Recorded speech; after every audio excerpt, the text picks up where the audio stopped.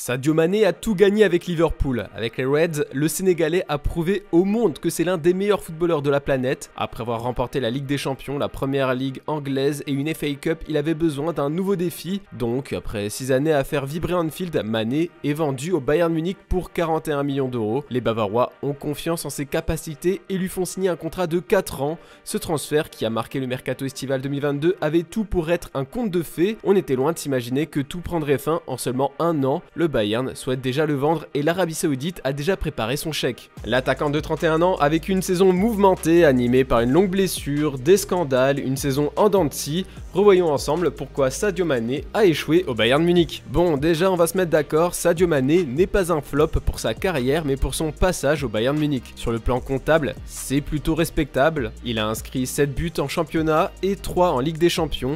Il a été bien plus souvent titulaire que remplaçant quand il était disponible. Ses débuts étaient même très bons, il avait été éblouissant en Supercoupe d'Allemagne contre Leipzig, il avait trouvé le chemin des filets. Julian Nagelsmann à ce moment-là était très heureux de l'avoir dans son effectif. Was ich auch bei seiner Verpflichtung gesagt habe, er war ein demütiger, am Boden gebliebener, herausragender Spieler, der sehr gut verteidigt, fleißig ist, die Jungs auch pusht, auch in der Kabine pusht. Tut uns extrem gut, hat nochmal ein sehr schönes Tor gemacht oder 2, die leider beide noch abseits waren. Aber ja, hat eine herausragende Qualität und ist ein herausragender Typ. Et les problèmes vont vite arriver pour Sadio Mané, mais surtout pour le club, car le Bayern avait besoin de pallier le départ de Robert Lewandowski, qui va laisser un énorme vide au poste de numéro 9, et au lieu de recruter un joueur capable de le remplacer poste pour poste, Nagelsmann va mettre Mané à sa place. Le coach allemand va envoyer le Sénégalais au front sans se soucier des représailles. Mané n'est pas un numéro 9, c'est un joueur de couloir, il n'a pas les mêmes capacités que Lewandowski, il a d'excellentes qualités, mais pas celles qui vont lui permettre de marquer 50 buts par saison. Il va souffrir de cette comparaison, la perte de Lewandowski est omniprésente dans les esprits des supporters bavarois et des joueurs de longue date. Il suffit d'écouter Thomas Müller qui évoque le nom de son ex-coéquipier en conférence de presse alors qu'on lui posait une question sur Sadio Mané. Auf der anderen Seite, also gut, erstmal vorweg, der Sadio, der hat mir die letzten 10 Tage schon immer scherzhaft gesagt, ich soll auf keinen Fall dann aus Versehen mal den Ball zu Levi spielen. Ce qui est encore plus frappant dans cette vidéo, c'est que Thomas Müller assure que c'est Sadio Mané qui lui a parlé de Lewandowski, si ça c'est pas une preuve qui souffre de cette comparaison. Autre problème qui va faire grincer des dents les dirigeants au final, son salaire astronomique. Il a un salaire annuel estimé à 22 millions d'euros, le plus élevé du club. Vu son rendement au final, 10 buts et 25 matchs joués, ça fait cher la minute.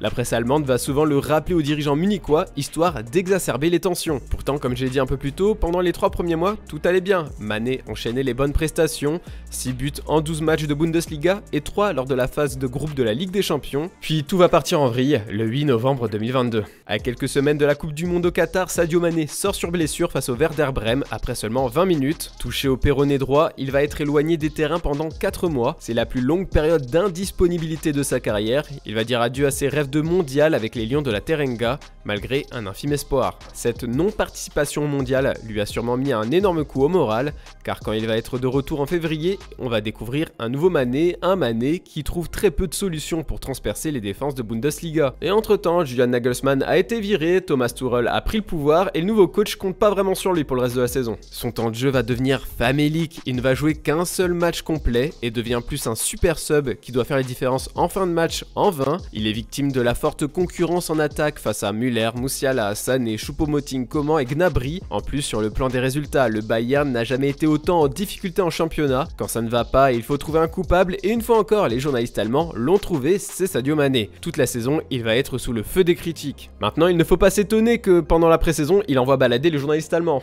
Mais bon, il faut avouer que l'ancien du FC Metz leur a facilité la tâche avec un scandale croustillant. Rappelez-vous, après la déroute des Bavarois contre Manchester City, le Sénégalais s'est embrouillé avec le roi Sané dans les vestiaires. D'après le quotidien allemand Bild, Sané, titulaire au coup d'envoi, et Mané, entré en jeu à la 69e minute, ont eu un désaccord à propos d'une action anodine pendant la rencontre. Le ton serait ensuite monté dans les vestiaires entre les deux hommes, fortement contrariés par la manière dont lui aurait parlé Sané. Mané aurait alors frappé son coéquipier au visage. visage. Les deux hommes ont dû ensuite être séparés par leur partenaire qui aurait été choqué par le geste du numéro 10. Pour les médias sénégalais, Mané serait sorti de ses gonds en raison d'une insulte raciste prononcée par son coéquipier allemand. Noir de merde aurait lancé Sané, les propos n'ont pas été confirmés. Officiellement suspendu par son club pour un écart de conduite, Sadio Mané s'est entraîné normalement avec le groupe, y compris Sané, et s'est expliqué avec Oliver Kahn et Hassan Salihamidzic. Face à la presse, le Bayern a voulu calmer le ton, avec Thomas Tuchel comme porte-parole, un homme qui n'a pas toujours défendu son joueur.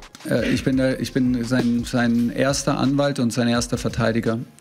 Ich kenne ihn jetzt so lange, ich kenne sein Umfeld. Ich kenne ihn ausschließlich als absoluten Top-Profi. Ich kenne, wie gesagt, auch sein Umfeld. Er hat sich nie was zu Schulden kommen lassen. Der ist Fußball pur. Der hat mein vollstes Vertrauen, hatte er vorher und hatte auch nach diesem Fehler, den er da gemacht hat. Jeder hat das Recht, auch mal einen Fehler zu machen, auch mal über die Stränge zu schlagen. Das war too much und zwar gegen den Verhaltenskodex in der Mannschaft und ganz sicher auch den Verhaltenskodex vom FC Bayern München. Das ist klar kommuniziert, das ist eingesehen, dass eine Entschuldigung hat stattgefunden, die absolut glaubwürdig ist. Gibt es auch überhaupt keinen Grund daran, überhaupt im geringsten zu zweifeln und deshalb hat er mich da als Verteidiger und Anwalt an seiner Seite und es war mir auch wichtig, dass er dabei bleibt, im Training dabei bleibt und es war auch den Spielern extrem wichtig, dass er sofort im Training dabei bleibt. Maintenant, Sadio Mané vivrait ses dernières semaines en Bavière, il est clairement poussé vers la sortie. Pourtant, le numéro 10 est plein de bonnes intentions. Il veut prouver aux Munichois qu'il peut faire mieux. Il faut lui laisser une saison complète, une deuxième chance. Mais le mal est déjà fait, on ne laisse pas de deuxième chance en Allemagne. Le divorce semble déjà consommé quand on écoute Tuchel, qui ne fait clairement pas l'éloge de son joueur pendant la pré-saison. Il ne compte pas sur lui, le coach allemand et la direction bavaroise veulent s'en débarrasser pour ensuite se payer un vrai numéro 9, notamment Harry Kane ou Dusan Vlahovic, qu'ils jugent plus utiles que lui.